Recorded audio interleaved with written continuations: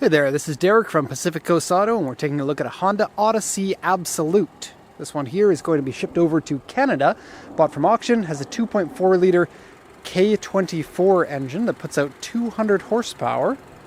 And this one I forgot to check. I think it's a front wheel drive one. Let's just check to see if it has the four-wheel drive shafts, which it doesn't. I prefer the two-wheel drive or the front-wheel drive version of it because it's lighter and fewer things to go wrong, and it's a little bit more dynamic.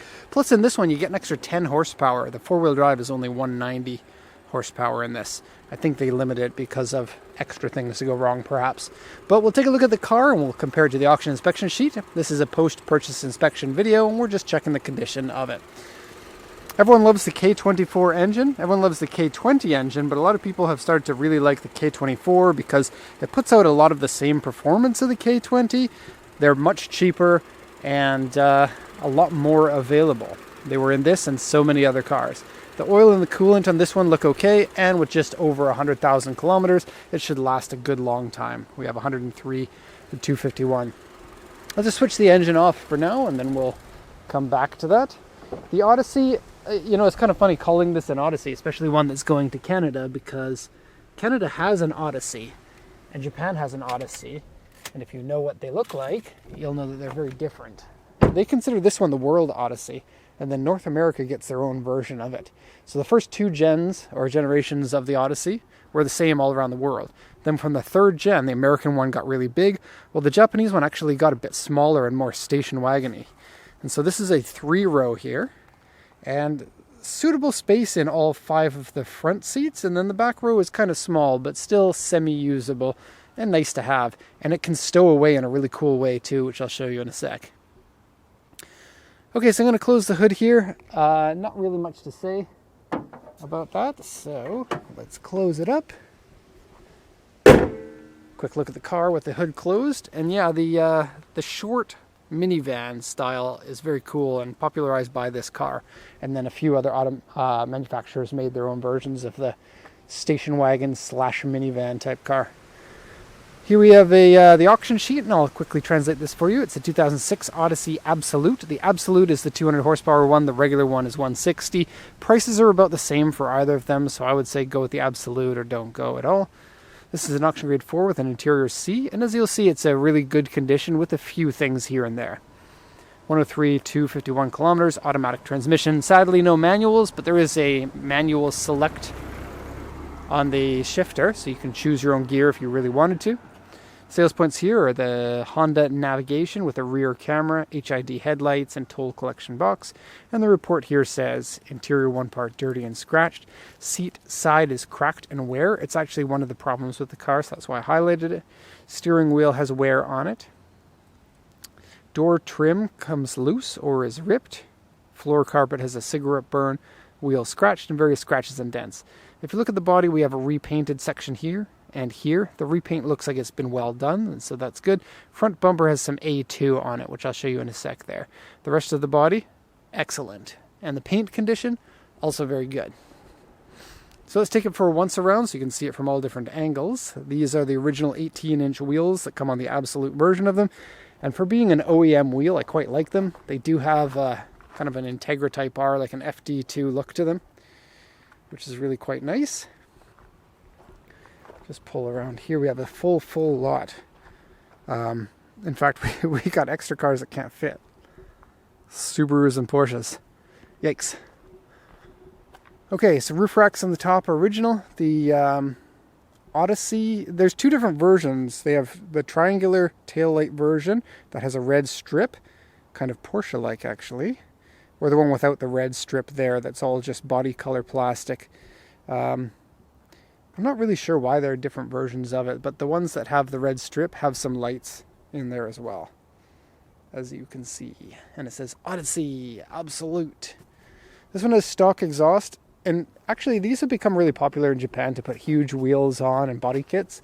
So if you are looking for a tuned minivan that has driving dynamics more like a car and a 200 horsepower K24 engine, it is a cool car. I quite like it a lot, and it's very usable.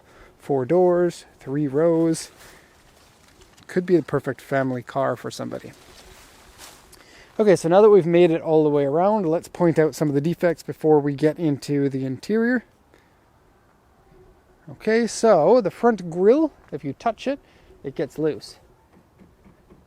If you don't touch it, it looks like it's fine. It doesn't rattle. Okay, there's a little bit of fade on the top as well. Okay, headlights have discolored, and these headlights are some of my favorites. You can't see it on this one because maybe this one's a little bit different. No, it is. The blue has just gone away. This oval inside here is chrome, but blue chrome, and it has a really unique look to it. No other headlights at the time had different colors inside. The shiny part a different color, and then it became very popular on other cars, like the Nissan Bluebird did it, and the Alphard did it. I'm sorry, the Elgrand did it, and the Alphard did it, yeah. This front lip has scratches underneath. Quite a bit of scratches underneath here, but you can't really see those. The ones that you can notice are over here. This is what they called an A2, right there. There's a little bit here, a little paint blemish here, and some scuff right there. Here's a closer look at those wheels.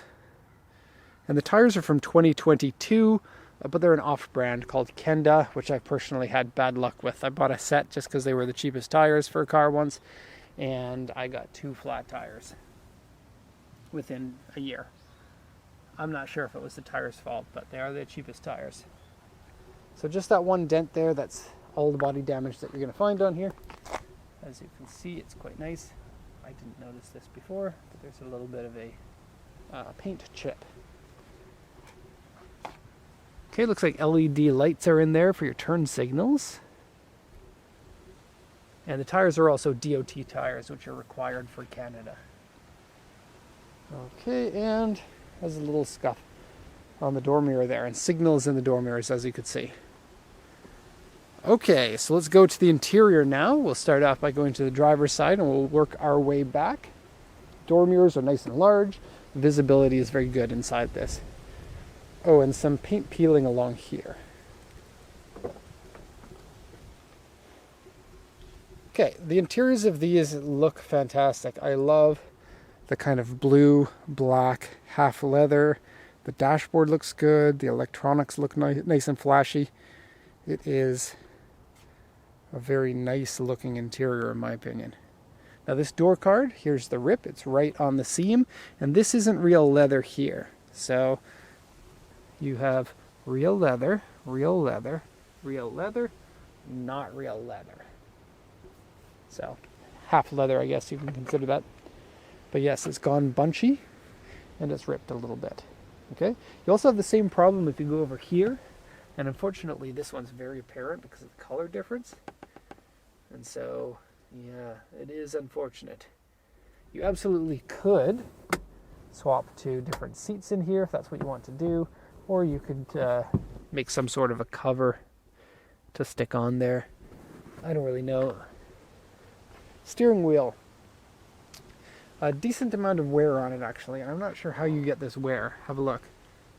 The plastic Honda logo, the paint is peeled off and it's worn out along there.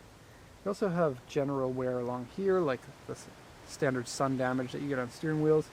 And the shift knob, I want to show this from a different angle here, has wear on the top of it. And then you push this button in to shift. Okay, it's climate control AC, and it works nice and well. You get 2 zones, your left zone or passenger zone and the driver zone. You can set the temperature with this knob. It's quite nice and intuitive and easy to do. Actually, all of this is really easy for me because it's basically the exact same in a different coat of paint than the one that's in my minivan, which is a Honda. So it's cool. The interior heavily and grossly smells like air freshener. There were sticks in here and then oil style air. Not air conditioner, air fragrance. I don't know what you call it because I can't speak English apparently. And yeah, I'm allergic to it. So I just poured it all out. And it's gross in my opinion. And the car has been smoked in, we know, because there was a cigarette burn. Here it is down here. It's only a minor one. So not that worried. And you might have some interior cigarette smell, but I can't smell it because all I can smell is that gross air purifier. Not air purifier. Air fragrancy thing. I don't know what that's called because I've forgotten my English. Yep, it's funny, I don't even speak that much Japanese. Maybe it's just that I don't speak enough. I spend all my days sending emails and taking pictures of cars. Okay. And I got, because of the allergies, runny nose, you're going to hear me sniffling. I shouldn't have gone back into the car. I'm allergic to most fragrances like colognes and perfumes. Okay, so these seats can slide. They're currently in the full back position. Kind of interesting that they are slidable. I'm not sure how many people want them in any other position than the full back, but I guess if you needed more leg room for the back seats, which I'll show you in a sec. Here you have a video input. It's the red, white, and yellow, and a cigarette lighter adapter there. Okay. And the front seats sit up a little bit higher than the rears, and they give you enough room for kids to look out the window, which is a nice plus if you're not going to give them iPhones or iPads in the back. Air vents in the ceiling are quite interesting, and you got some more back here as well. And your pillow has cup holders in it. Okay, same thing, half leathers in the back, ashtrays in the back for your kids, I guess. It's a Japanese thing. It's kind of funny. No ashtray in the front, but ashtrays in the back. Okay, getting into the back, pretty easy. It's basically like a coupe, where you just pull the seats forward and then you sneak in through to get back. The seats in the back are decently sized here to here, but they are low to the ground. And so when you sit in them, and you put your feet underneath the seats in front, it's not bad. But there's there's some space underneath your legs, so it's not the most comfortable. That's kind of fun. Weirdly, you get this on that side, you get a different one on this side, it's asymmetrical. So, kind of weird. And headroom, you guys want to see? I'll just fix my hair here. Not a ton of headroom, but it could be a lot worse. Okay, let's get out. This one here, you can flip this open, so like, if you stow these ones away, which I'm going to show you, then you can flip this down to become a false floor. I don't really know why you would want to do that, but you can. This one does the same thing.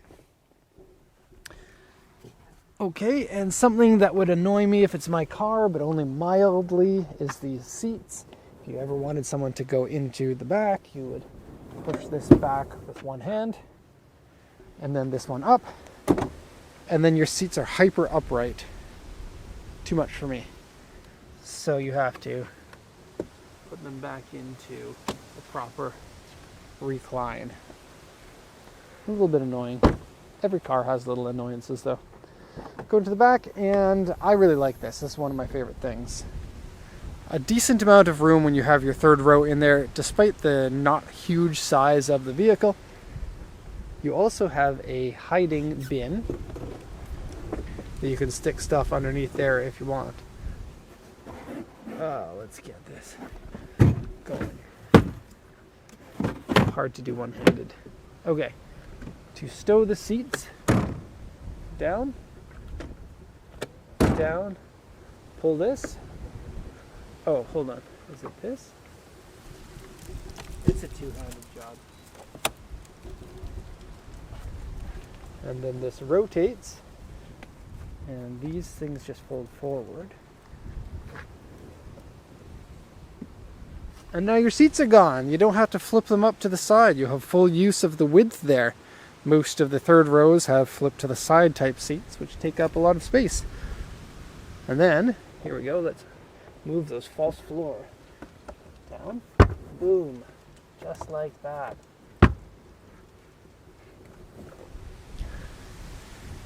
Cool. I like that a lot. And if you're living in the 1980s, like you have a time machine, you can put your kids back here with no seatbelts on.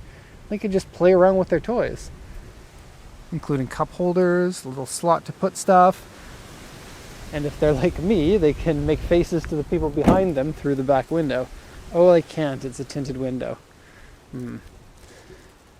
Okay, so Honda Odyssey.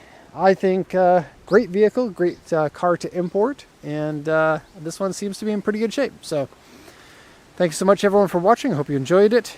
And have a nice day.